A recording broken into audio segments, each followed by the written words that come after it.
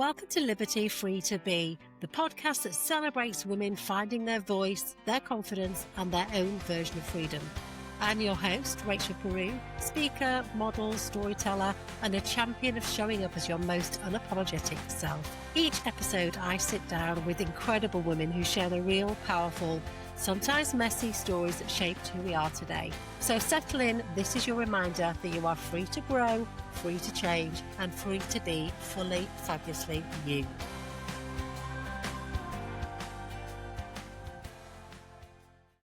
Welcome back to a new week of Liberty Free to Be.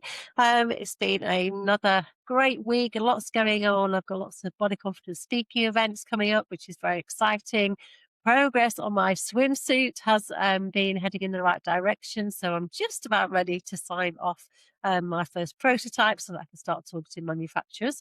So that's exciting, nerve-wracking, all about stepping out of my comfort zone, but also really believing in myself and backing myself, which is exactly what I'm doing.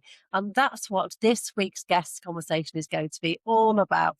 I can't wait to introduce Alicia Kite and her story with you all. Alicia has been somebody that's been really instrumental in the fashion industry in the north of England for over 40 years. She had an amazing store in Sheffield in her very young age. From 17, she's been in the fashion industry, really making big waves and having some fantastic success, bringing the fashion to the north and making sure that we had all the great brands and designer brands in the 80s and 90s that were just unheard of in the north. She was one of the very first to get them in store. So she's been groundbreaking in this industry, but equally she has had some huge losses. She became bankrupt. She lost absolutely everything. And we're talking everything: home, finances, her partner. So starting again with a young child, she has had so much to go through, but she has always got back up. She has now created an amazing brand, Alicia Kite Shapewear, and this is not just any old shapewear. This is something that you can, feels like a second skin. It's more like a body. So I really can't wait to share this conversation with you and to find out so much more behind the woman behind this, because what she's experienced and the work that she's done and the way she has always backed herself is a real inspiration. I can't wait to find out what drives her. Grab a coffee and enjoy. So welcome, Alicia. This is a conversation that we have both been waiting for a very long time. How are you doing? Yeah, amazing. Thank you. We've already had a little pre-chat and we went, no, I think we better start. We got No. because you're all excited for what we want to share. We have got thank you for so asking me. much. We've got so much to talk about. So for anybody that doesn't know about Alicia Kite and Alicia Kite Shapewear, how do you kind of introduce yourself to people? Do you know what? That's a really hard one. I say, if I help you personally, okay, or if you wear, and I use the word shapewear very loosely, which is quite funny when you talk about shapewear. It's like, because I hate shapewear, like a Yes. base layer. I say, whatever form you get to meet me, touch the product, I guarantee you, I will change your life. Love that. Honestly, we've got so much to talk about. And I suppose you have got this successful Alicia Kite Shapewear. And I suppose before we even get started with all that, your history in the fashion industry is a long one. You've done amazing things from a very young early age. So I think we should start at the beginning, really, of where this passion for fashion came from, because, you started really loving the fashion industry at kind of 17, didn't you?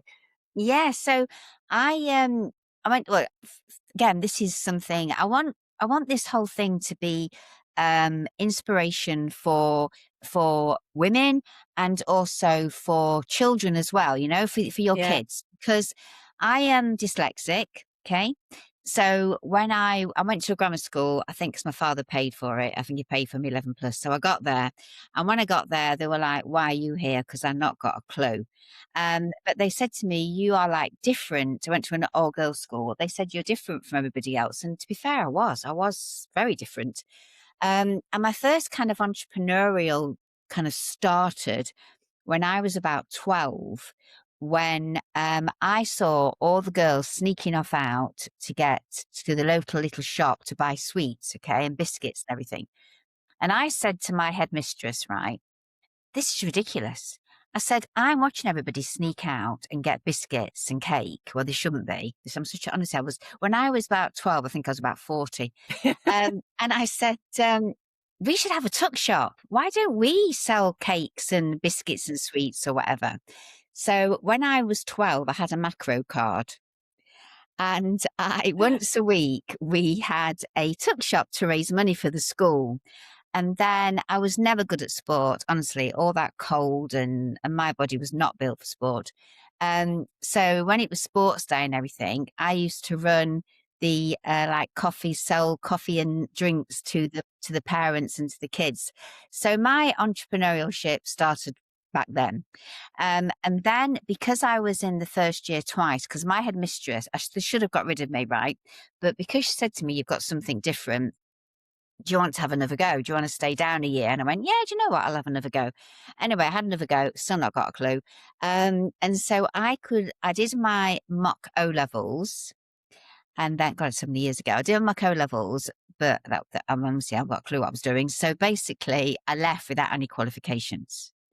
And I remember some teachers saying, do you know what?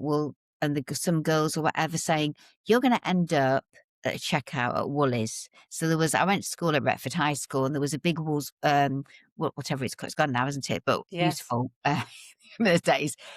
And I thought, no, I'm not going to be one of those. So I got my first job in a posh frock shop that my mother used to shop in Tick Hill. And this shop was beautiful. It had all the lovely designer clothes back then. And this lady who ran it was completely crazy.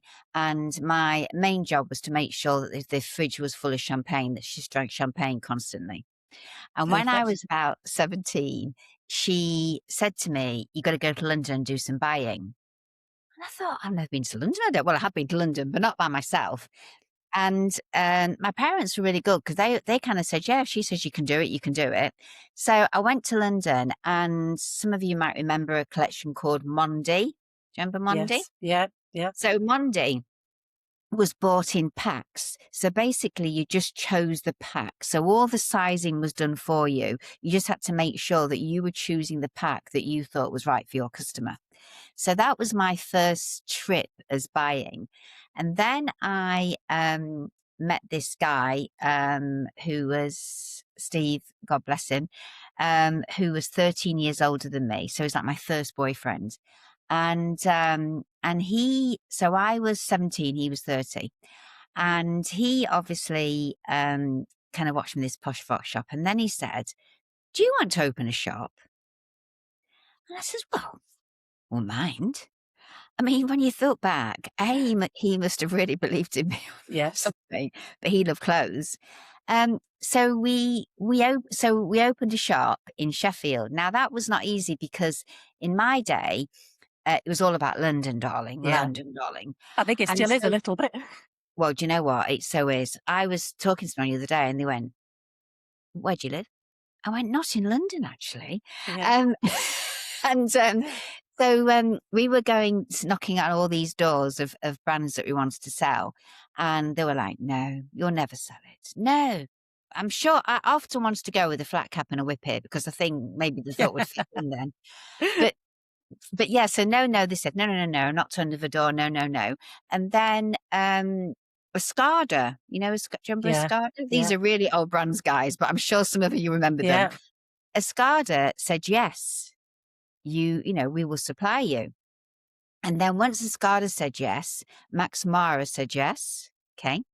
And I always remember I used to see this little belt with like a little tree on it, right? And I used to go around the shops with this little belt.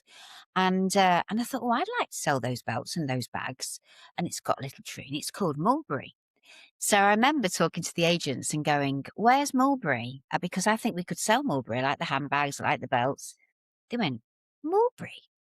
Oh, no, that's not a brand. I said, yes, it's a little tree, They went, oh, you mean mulberry? Yeah. So I went, Man. yes, mulberry. So we sold mulberry and we sold Escada, did all the Max Mara houses. And we had one shop in Sheffield. And this was meant to be a little shop for me to run while he still was an engineer. And anyway, this little shop was quite successful. And we ended up doing the whole, we were the first people. In fact, I bought a scarf. Well, they can't see, can they? But I bought you a scarf Well, to it show. goes on YouTube as well, so the YouTube watchers will be able Oh, to. they can Yeah. see. So Yes, this is yeah. a scarf that Moschino personally gave me, because he Oh, always says he wow. was the black sheep of the family. And he goes, "You're a bit strange." Well, I mean, because again, I was only 20, I was like 22 or 23, so I was a bit strange in the industry. So he gave me that scarf because he goes, "You're strange like me." So we were the first person in the UK to sell Moschino. And Moschino used to go out with Versace. So Yeah. that's how we ended up meeting Johnny Versace. Dolce Gabbana was just starting. So the boys were there in Milan and they were writing the orders as we were writing the orders. It's all quite, It's amazing. it, And you were it was so young. I was so young. They were Yeah, setting off at a similar time. yeah. So we did Prada. I spent my whole life going to New York, Paris, Milan. Milan we used to go like 10 times a year. And it was an incredible lifestyle. It was amazing. And it was my life.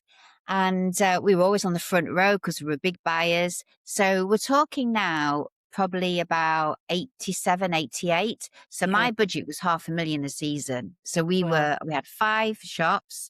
We had 2 men's shops by then. We did Boss, did Armani, did Kenzo. So again, high end. I had 55 full-time staff. Wow. They were absolutely beautiful. In fact, I'm going to show you. This is a picture so the YouTube can see. That's a picture of Oh, Alicia yes. up in Sheffield. Yeah, yeah. They were Gorgeous. amazing. Good. And in fact, Joseph, we saw Joseph as well. Joseph came to see the Sheffield shop before he did his flagship shop because the interiors were so incredible. So I had this amazing business, right? All exciting. And then it all changed. And it all changed because I got pregnant with my son, who is now 31. Is he 32? No, he's 31. And 32 this year. And you forget, don't you, when they're getting old? You I'm do. No, terrible. you do, yeah. I was on Mother Earth. But anyways, so I got pregnant with Mikey and I couldn't do the whole Milan. I couldn't do all the buying trips because I was too highly pregnant and they wanted to insure me in those days. So Steve then he then actually was involved in the business and he was a really, really great guy, as in he was forward thinking. We had the most incredible, we were partners, but it was my soulmate. It was amazing. Anyway, he took this girl buying that I wasn't sure about. So they did the buy, the clothes came in, same brands, but the clothes were completely different. So I kind of went from, I wouldn't say Jaeger because it was all, it was, but I'm saying Jaeger because people will relate. So we Yes. went from Jaeger to Topshop. Okay. Right. Yeah. So Alicia Kite, in my day, typically a 40-year-old plus was buying my clothes. It's Yes. again, designer is young. It's Yeah. different now. Yeah. And all of a sudden the clothes were really young. So my customer, right, the 5 shops, they were like, Yeah. well, what are we going to buy? Anyway, they didn't buy. They didn't buy. So the following season, because you buy 6 months ahead, right? They didn't buy Yeah. again. We were not limited. Okay. I don't know why I remember we were turning over £1 million. Yeah. Okay. So I had a full-time housekeeper. And so I never, I've never cooked now, actually, to be fair, but I had someone look after me all the time. Yeah. And I was a workaholic. I remember, this is terrible, but I'll say, I remember I was waiting to be stitched up, giving birth. This is so bad, but you know what? Sharing is caring. It is. And Go I on, want go you, for it. are you sure? Yeah. You might have to edit this out. But anyway, I was waiting to be stitched up and Steve came in and he passed me the phone and he goes, Mrs. I won't say the name, they can't find her jacket and she needs it for the weekend. Can you tell them where you think it will be? So I'm waiting to be stitched up, telling Alicia. them where Oh, this jacket's going to be. And this guy is like, either end, yeah. going, I've done this job 15 years and I've never been involved in a business meeting where someone has given birth. So that's how crazy and a Mm, machine I was. yeah. Okay. So 13 years to the day, the bank forgot on us. And I lost everything. So they took my house, they took possessions of the house, and they gave me £47.50 a week, right? Yeah. And they gave me somewhere to live. And gorgeous Mikey's father, he left on the same day. Brilliant. So, like they do. Yeah. So basically, it was me and Mikey, Yeah. and no money, no money. Going But from a multi-million yeah, pound lifestyle. that must So have been so scary to get to that point and think, "Oh my god, what the hell do I do now?" I actually, it's like a dream. It's like, or a nightmare. It's Mm, like somebody else me telling you this story. But it also makes, I'm not going great inside. It also makes you realize when you do look back how resilient you are and how yes. resilient women are, you know? Yeah. Yeah. So I've got this little baby, year and a half. Um, they've given me this house to live in, which was nice actually, because managed to get somewhere that was like a little tiny cottage. And anyway, it's got a very long story short. But this is when certain people change your life. Okay. So Meadow Hall in Sheffield was being built. And Eddie Healy, who was the co-founder of building Meadow Hall, he wants Alicia Kite to go in. And I wanted to go in. So he said, I'll give you 10 years free rent, 250,000, and I want you on Park Lane. Alicia Kite has got to be on Park Lane.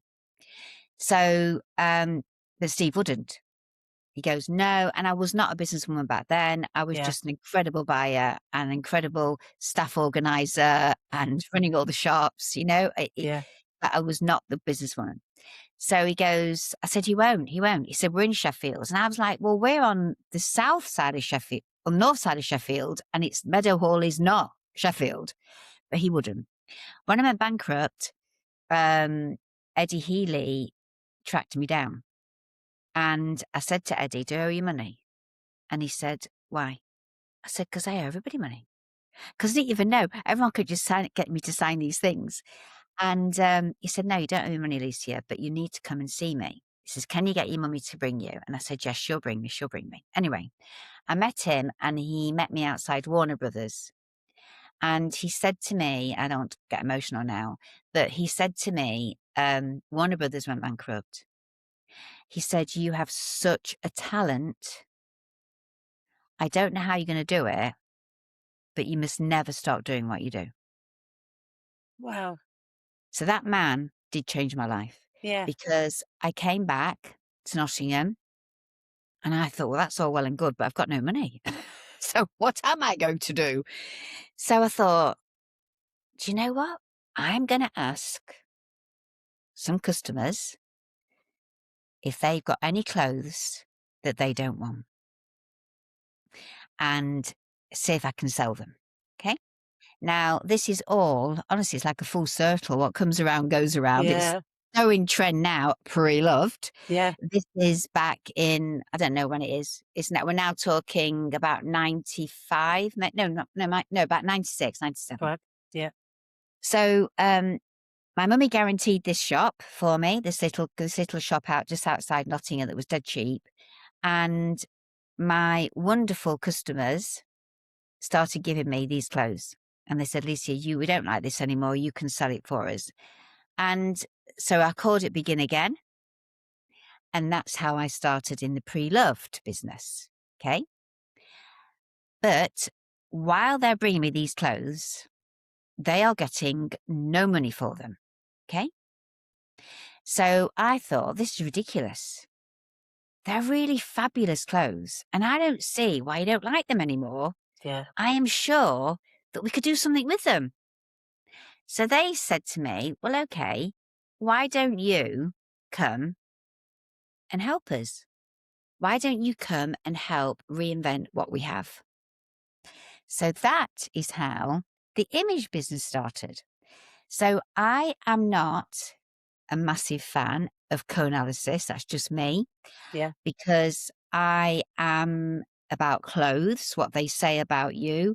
And a color can be, if this was in I don't know, a jacket, maybe I would wear it, maybe not, because like a shirt, Yeah. it for me, it's so much more. Okay. So it's so much more. But I was in the era of Colour Me Yeah. Beautiful, and it Yeah. was everywhere. And they used to come in the shots with these plastic, well, I'm sure they still do, Color these charts. Yeah. plastic bits of fabric and go, I can't wear that. Why? And I can't wear black and I can't wear this. And I went, tell me why. Anyway, so it kind of went against everything that I stand for. So I started helping people in their wardrobes. Okay. And then I started helping people I went on to personal shopping. Okay. So this became so busy that I finished the secondhand clothes shop because I didn't want to manage stuff anymore.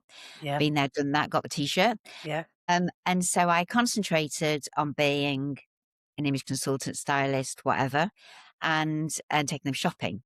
Now, this is when I want you all to really open your ears, okay? Because I'm going to share something with you that everybody needs to know, because this is what I learned. So when I was selling clothes for 13 years, because we closed on the day, 13 years the day we opened. How weird is that? 13 is my Yeah. lucky number, by the way. Um, for 13 years, I thought I was selling them clothes. Why wouldn't I? That's what I did, sold them clothes. When I worked for them individually, I understood what I was selling them. I was selling them an image. Because they would use words like, I want to look successful. I want to feel confident. I want to look trustworthy. It was all words that described how they either wanted to look or how they wanted to feel. It's a Yes. combination, really. It's the Yeah. combination. Yeah. So this is really weird because the local press never bothered with Alicia Kite, but I was in all the national press because I haven't got much because when Alicia Kite finished, I burnt everything because it was just Mm, like I too want to go. painful. But luckily, my mummy, God bless, she's not here now, but my mummy had got a few bits that I've still got. Mm, So I was in all the national papers because you can imagine a girl in her 20s having this yeah. £1 million Huge. business. It was huge in those Yeah. days. In fact, it was so big that Sheffield, right? In the paving, when we did the paving, they put Alicia in block paving on the pavement. Love that. Honestly. And then it was there until Starbucks took it over. So it was there for dogs to shit on for a long time. But anyway, Yeah. so that I used to always laugh about that. I used to think, oh my God, I'm still there. I'm still in the road of the fame. So then this is also an interesting one. I hope everyone's learning from this because about life, about pivoting, about changing, uh, So much in there. so much, right? Don't give up. Believe, dream, and it happens.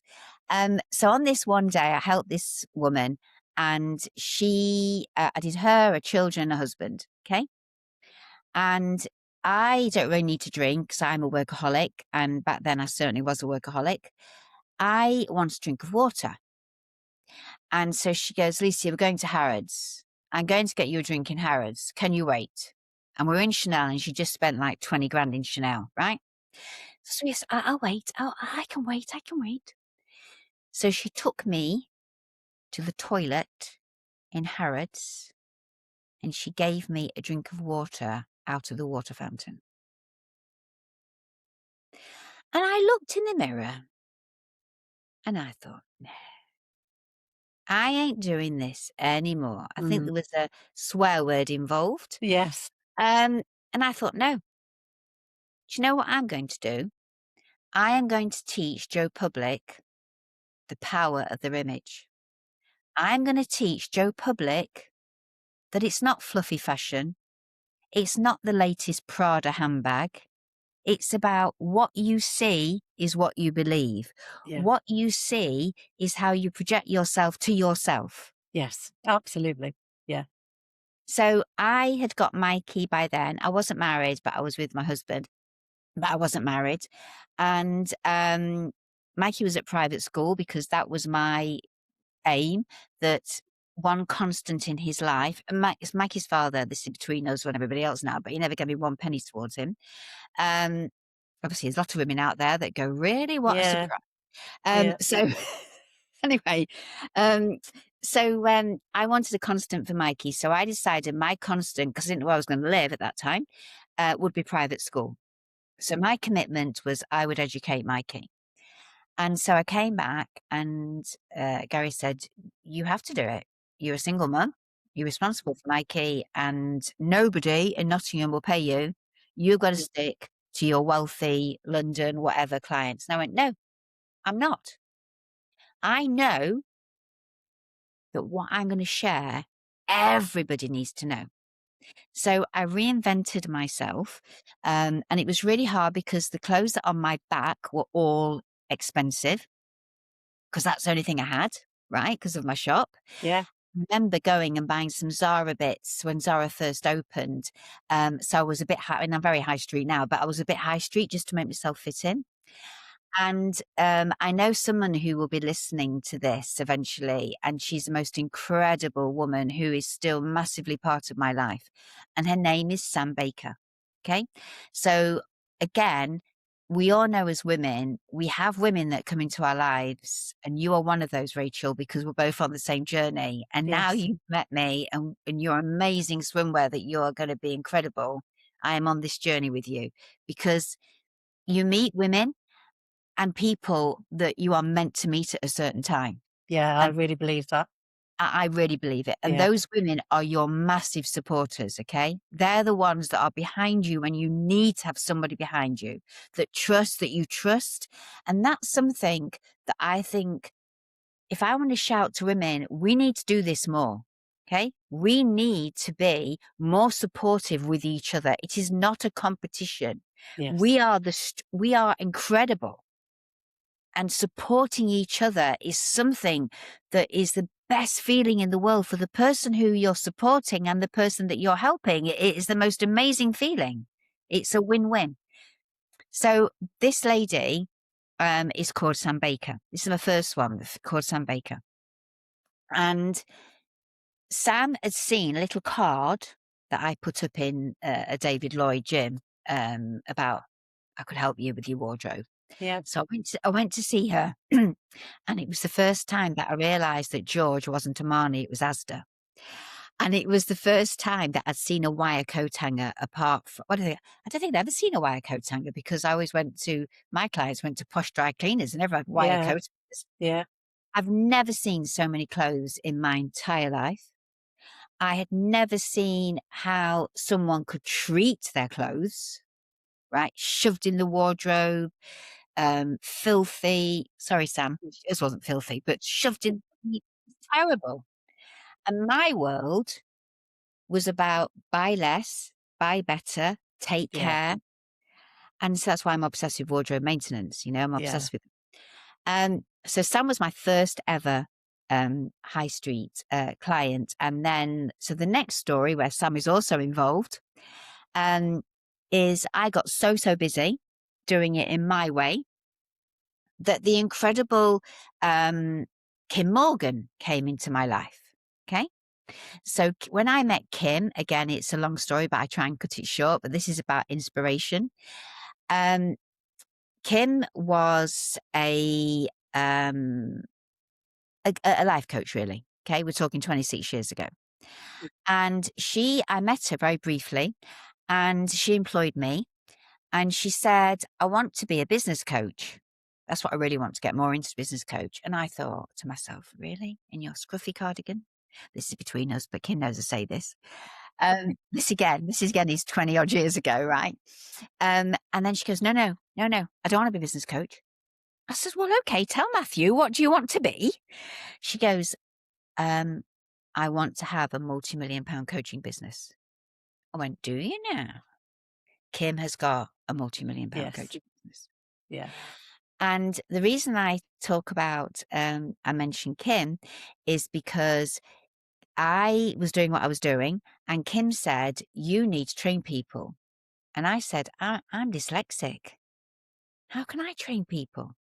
She went, you need to teach people and get people out there to practice in your way of helping people. It isn't typically styling, it's not makeovers, it's so much more." So I did. Gary, my lovely supporter, said to me, "People will never come to you. What are they going to come to Nottingham for? How on earth are you going to do it?" I said, "Yeah, I'm going to do it. People are going to come to me. I know they are."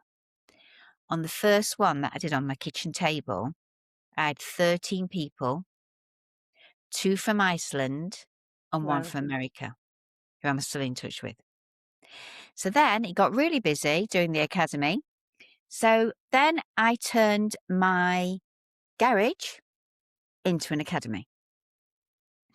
And people came from all over the world to train with me to do it Alicia's way. Okay? This is quite, when I tell my story, It's amazing. And I what go, strikes me, flipping heck, Alicia, no yeah. wonder you haven't got time for a life. Yeah, yeah. But also, what I love about you, Alicia, is you've got this such a strong sense of self-belief. That there's something inside you that has driven you to keep going when even when things are really hard. I think it's amazing. But you know what I'd say to everybody, okay? What's the alternative? Yeah, Right? What's the alternative? And one thing that drives me is I love what I do.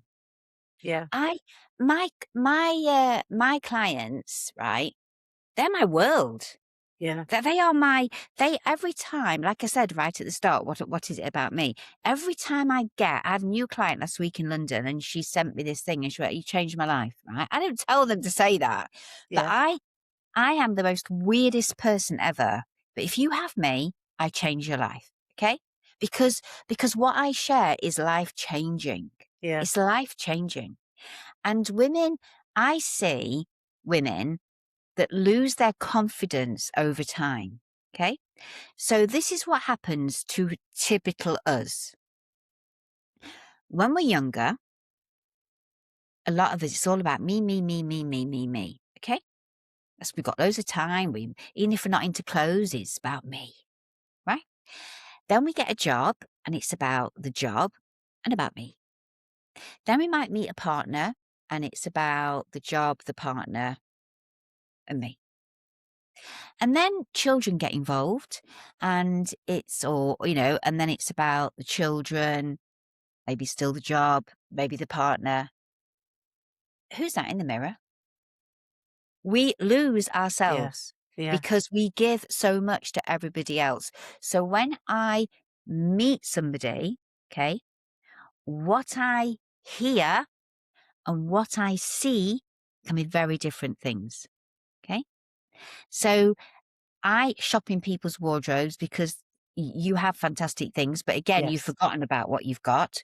But all I do is show you who you were.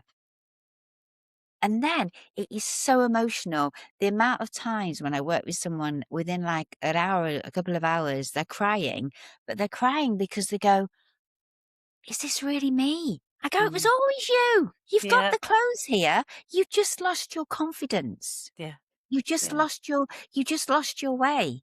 So when I talk about my life, I'm obsessed with helping women, building them up, showing them how important it is to value themselves. So my self-belief, yes, it has to be strong because I tell you what, if it's not, I haven't got anybody behind me going, yeah, yeah, yeah. Well, yeah, Kim does actually. And so, I have got women that are amazing that support me.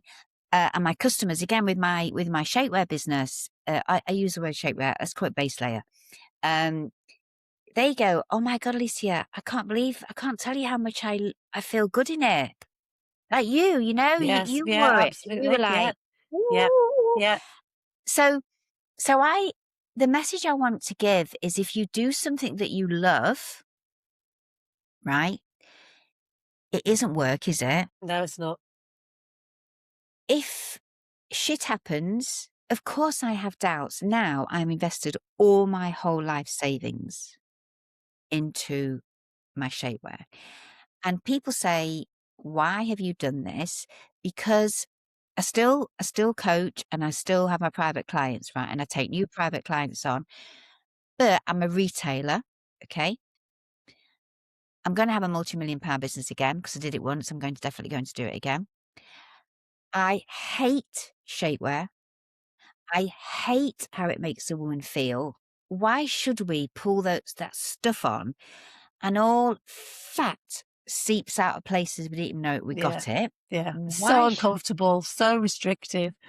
it's awful. Yeah. I mean, a man would never do it. Anyway, Mhm. so why should we? And I've said to customers, "Come on, get it on. Just put your frock on and have a few glasses of fizz and put it in your handbag later." I was that person telling Yeah. them to do that. Yeah. But I understood the power of compression, okay? So I watched women wear their sweaty betties, right? And once they have them on, leggings, Jesus Christ, getting them off them is a problem.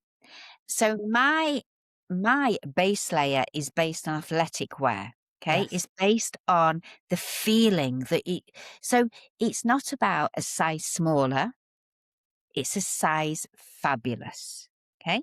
So I just want it helps like I've got my body on, I wear it every day. Yeah. Um, it helps with your posture. It makes you stand. It just makes you feel good on the inside. So my 63-year-old body, I, I mean, I do Pilates, which is a bit of a plus for me, twice a week. Um, Obviously, I'm not big, am I? I try and eat healthily, but shit happens. Yeah. Your flesh is not what it was. Your bits are hanging, Yeah. Your body changes naturally your as you your age. Yeah. body changes. Yeah. So I don't wanna change your body. I want you to feel good about like what you stand for. I want you to feel good about your body. And if that means having that extra little base layer that gives you that inner like, "I'm feeling good." That's why my thing is stroke your body. So it's happened loads of times now, but the first time it happened, I was in Leeds. And I was in Marks Spencer doing research or whatever for clothing. And these two women, they went, tell her. And I thought, you look round and you think, shit, I've got a pair of knickers stuck to my Yeah. foot or something. Yeah. What have I done? They went, you've got to tell her. And there was nobody else apart from these two people behind me and me. And she goes, you've got to tell her. So I went, oh, so are you talking to me? And she went, yes, we have to tell you. And I said, oh, what have you got to tell me? They went, stroke your body. Oh, brilliant. And they said, What a moment. and then they went like this, "We'll just show you a bit." And they said, "We love your second skin." And I was like, "Oh my God, I can't thank you enough." And it has Yeah. happened quite a few times now. So I started on the 60th birthday. I started the Alicia Kite shapewear. I call it shapewear because we don't know what it is. But you know what? I need to put a questionnaire out there because I'm dyslexic, to say, what should I call it? Because it is a base layer. It's not Yes. shapewear. So that is my story. Um, I have, for 4 decades, I have worked with women's bodies. So I went through my menopause in my 20s. Of course I Wow. didn't.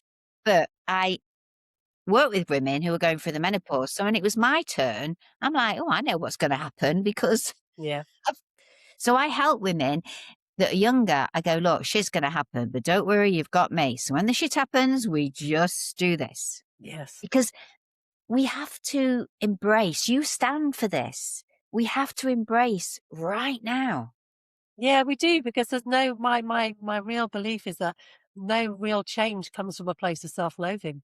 So you've It got to doesn't. accept and love what you are right now. That doesn't mean to say you might not want to make changes to it, but those changes will come consistently because you are kinder to your body.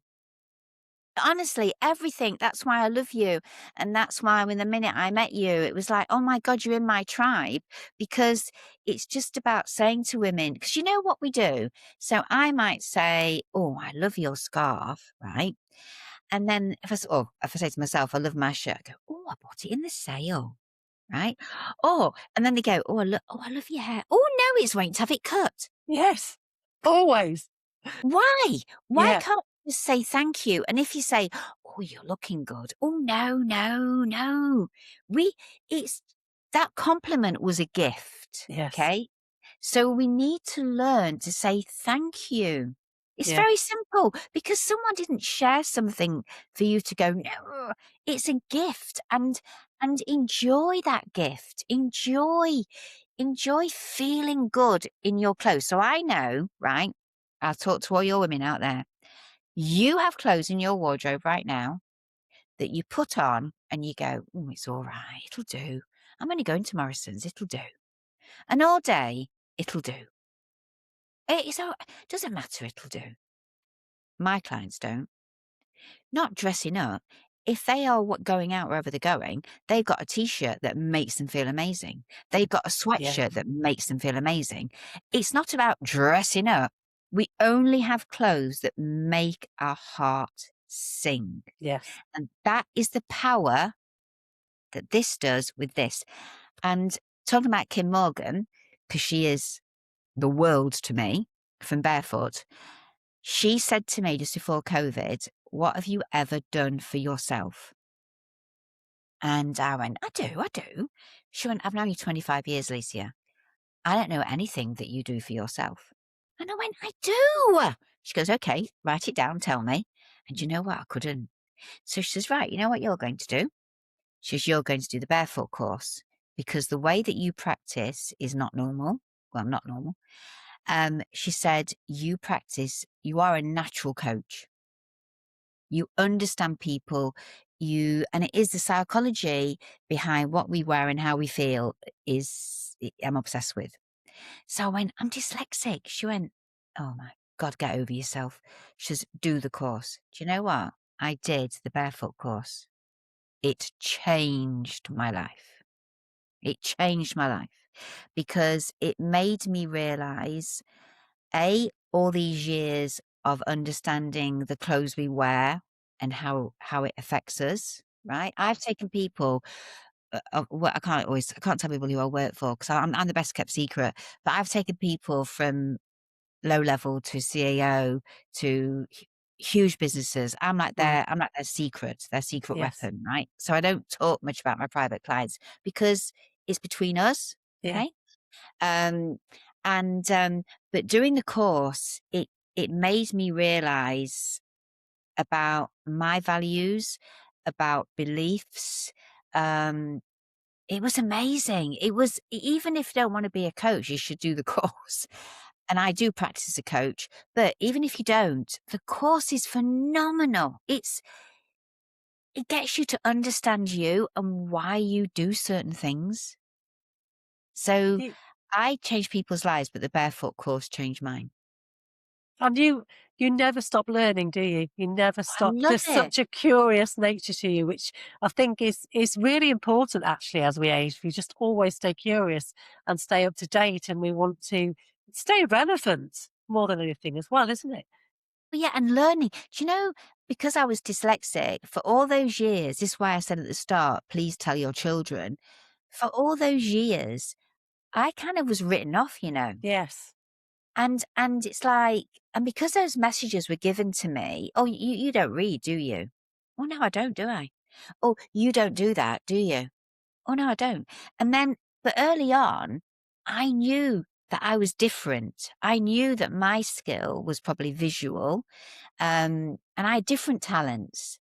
And so dyslexia gave me a gift, but also learning. I am learning like investment. Okay. So I'm out for investment at the moment. I tell you what, I am learning what I want to help you. Triz. Oh my God. Technology about fabrics, um, different machinery, different threads. It's a whole world that I never thought I'd be involved in. But how lucky am I? So do you know what? Oh, Rachel, you're so clever. Learning is the biggest, is fantastic. It is, and it can feel scary, I think, and I think that's what I really hope people get from our conversation is that there is no wrong age to start something new. And it's like we've had the conversation before I joined the recording that, I've had to be sitting on this swimwear idea for the last 3 or 4 years, and it got to the point where if I don't do this now, I won't do it, and then I will spend all the next part of my life regretting not doing it. So you've got to make a start, and there's no wrong age to do that. And you are so amazing the example of that. No, well, I showed that card. I showed it for the YouTubers, but I'll read it. So, someone gave me some little cards, and I haven't got. She believed she could, so she did. Right. Yeah. One of my customers bought me that, and then this first card. I haven't got the rest. This first card that I opened up was this one. But I'll read it. It says, "I used to want the words." 'Cause this is about my tombstone, right? And I used to say this. I used to want the words "she tried" on my tombstone. Now I want "she did it." Yes. And on my reports at school, it used to say "she tries hard, but she has difficulties. She has difficulties, but she tries hard. She tries hard, but she struggles." I mean, the tries Yeah. hard was every like ever. Yeah. And when that card came out, right, which is staying in my office, do you know what? She did it. She did. And she's doing it. And she's doing it. So She's all doing it. you women out there, whatever it is, whether do you know driving, it's all about women. But I I had a little accident in my car because one of my clients gave me a glass of champagne and I didn't want it, but I changed. She said, "You got to have one." So what I did was I drove out of their driveway and I took half my car off Oh, no. on their gate. Oh. 8 months worth of damage. Anyway, Oh. anyway, and it wasn't far from my house. I could have walked. It was that near. Anyway, so my confidence in driving and even has got less. I'm like, "Oh, dear, I don't like driving." You were talking about this. I I heard you. was, yeah. No, I am. But during the menopause, it's definitely something that's happened to me that I'm having to really work at to build my confidence back up with driving. I knew you were me, and I remember you. Yeah. I'm going, "Rachel, yes, yes." Anyway, Yeah. so I got really nervous, and most of the time I go by train, okay, but I have to drive. And if I went to see my wonderful client, oh my God, my clients are my world in Hull, and I hate this drive, I hate it. And then I thought to myself, Alicia, get your big pants on, because if you don't, you know what happens to us girls? Well, anybody really, your world gets smaller. Yes. We don't want a small world. Yeah. The world is waiting for us. Yeah. Absolutely. So I loved it when you were driving and you said that because I thought it's not just me. And that's what your podcasts are about. Your podcasts are about sharing experiences so women can think, she did it, I can do it. Exactly. Yeah. And they're not alone. And that it's normal to have these thoughts, but you can still get past these thoughts and get on with it. Yeah. Yeah. I've loved it, honestly. I So, have. I'm so glad that you've had a chance to share your story because I think it's amazing. And I really hope that you continue to share it because I just know that if you can reach women that are really kind of doubting themselves, you are such a good example of resilience and of having that inner strength to get out there and do it. And like you say, you're doing it. So thank you so much for sharing it. Pleasure to no, talk to you. thank you so much. And if anybody wants me to do a speech for them and share this inspiration, they need to contact me because again, I never used to tell my story, but it's You only need to. recently. I know it's only recently. And then you give me this opportunity. It was like, oh my God, it's meant to be. So Yeah. thank you. You need to And get thank yourself you to out everyone there. listening. Thank you. Thank you, My Rachel. last two questions I ask all my guests, and it's actually Okay. quite timely because we've had this conversation about how women struggle to accept compliments about themselves. So if you were to pay yourself a compliment, Alicia, what would it be? Do you know, well, actually, I often say this to myself in the mirror. You're blinking amazing. Yes, you are. Yeah, love that. And my last question, what does free to be mean to you? Free to be means doing what I love. Okay. Doing what I love to give me financial security is really important. It is that. Again, it's something as a woman, we very often don't have Yeah, and until we we certainly go, don't hold on a talk minute, about. Yeah, we we don't don't talk talk about about. it. So free to be is have financial security. So literally, I am free. So thank you. Thank you so much. And I'll put the aliciakite.com the links on the show notes and everything Thank so people can you. check out your shapewear as well. But absolute pleasure to talk to you. And I can't wait to meet you in person again sometime soon this year. Yeah, we make that a date because Definitely. Yeah, make that'd it be a date. lovely. Yeah, Oh, brilliant. thank you to everybody. Thank you. Thank you, Alicia. Well, that was a conversation that has stopped me in my tracks a bit. You know, when you do your research on somebody and you think you know their story, and then listening to Alicia's story unfold, what an incredible journey this lady's had, and what resilience and strength of character she has shown to get back up again and to keep going and to achieve all the amazing things she's done. So it's such a good reminder to everybody that if you are feeling stuck in a place right now, there is a way out, and you've just got to trust yourself and to keep going and keep pushing, and you don't know where it's going to lead to, because look what Alicia has managed to achieve, from having it all to losing everything to starting again and getting back to it and then achieving so much more. Absolutely loved listening to Alicia's story. And also the confidence, you know, clothes, we under kind of value the importance of our wardrobe. This morning I was full of cold. I wasn't feeling great this morning, but I knew that when I went to my wardrobe, I wanted to wear some bright colours. I wanted to wear pattern. I wanted to wear clothes that brought me joy, because it made me feel so much better as I went through the day. And that's exactly what I did. And, you know, when Alicia talks about the clients that she works with and how important it is that when we shop in our wardrobe, it's full of clothes that bring us joy, that make us feel good, and that represent us how we want to be seen in the world. So, so much to talk about there, but I really loved the conversation. If you haven't checked out Alicia's shapewear, like she says, don't think of it is not your traditional shapewear, because I am like Alicia. I really do not like that compression of, you know, you are stuffed like a sausage in a tube, when your fat has to all go at different angles. But it is not like that at all. It is more like a layer, a body layer that you can wear all day, that makes you feel more confident, that makes you feel comfortable, and it just makes you feel like you've got the foundations right before you start putting clothes on top. So go and check out aliciakite.com, and I'll share the links as well. But I hope that has given you lots of food for thought this week. I'll be back next week with some more inspiration, but keep being fabulous.